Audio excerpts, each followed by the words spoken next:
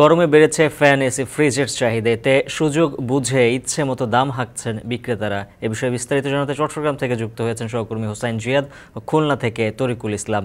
শুরুতেই জিয়াদ জানাবেন, বাজারে এসব ইলেকট্রনিক্স পণ্যের সরবরাহ কেমন, আর দাম বাড়ার পেছনে বিক্রেতারা কি বলছেন, তারা কেন বেশি দামে এসব পণ্য বিক্রি করছেন?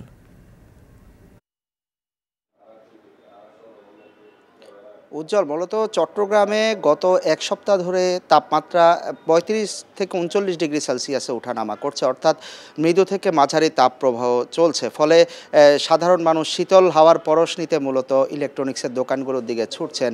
একেবারে ফ্রিজ থেকে শুরু করে চার্জার, ফ্যান, এসি সবগুলোর আসলে চাহিদা বেড়েছে বাজারে।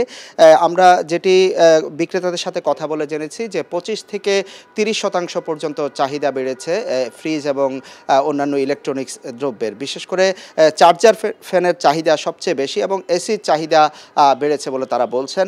এবং সেক্ষেত্রে তারা যেটি বলছেন যে আমরা একেবারে দোকানপাট থেকে শুরু করে মসজিদ, মন্দির, উপাসনালয়, ব্যবসা প্রতিষ্ঠান, বাসাবাড়ি, হাসপাতাল সব জায়গায় আসলে গত ৪ থেকে ৫ বছরে এসির চাহিদা ২৫ থেকে ৩০% পর্যন্ত বেড়ে চলেছে। এবং তারা বলছেন যে বিদেশি যে কোম্পানিগুলো আছে সেই কোম্পানিগুলোর পাশাপাশি দেশি কোম্পানিগুলো এখন কিন্তু বিভিন্ন ধরনের এসি বাজারে এনেছে এবং দামও তুলনামূলক সাশ্রয়ী। আমরা কথা বলে জেনেছি যেখানে বিদেশি কোম্পানিগুলোর দাম প্রায় ১.৫ টনের একটি ইনভার্টার সহ এসি ১,১৭,০০০ থেকে ২০,০০০ টাকা, আর সেখানে দেশি কোম্পানিগুলোর পাওয়া যাচ্ছে ৭০ থেকে ৮০,০০০ টাকায়। এবং একই সাথে তারা বিভিন্ন কোম্পানি আমরা দেখতে পাচ্ছি এই গরমকে কেন্দ্র করে বিভিন্ন রকম অফার দিচ্ছেন, তারা কিস্তি সুবিধা দিচ্ছেন।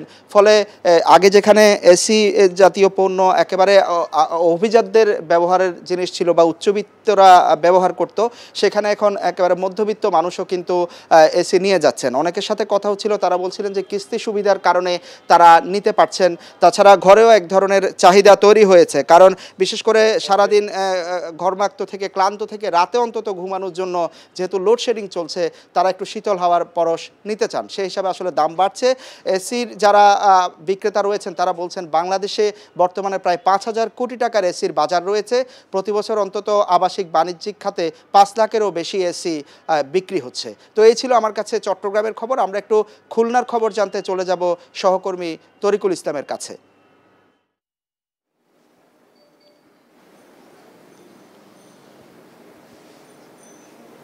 জিহাদ, ধন্যবাদ আপনাকে।